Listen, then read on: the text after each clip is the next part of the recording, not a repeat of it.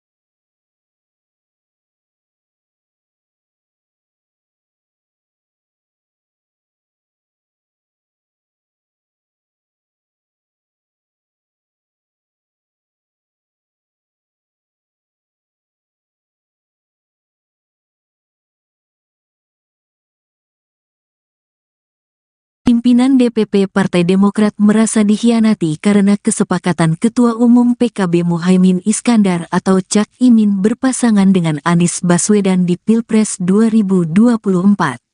Sekretaris Jenderal Partai Demokrat Teuku Rifki Harsha menjelaskan penunjukan tersebut merupakan pengkhianatan terhadap semangat perubahan dan pengkhianatan terhadap piagam koalisi yang telah disepakati oleh ketiga partai.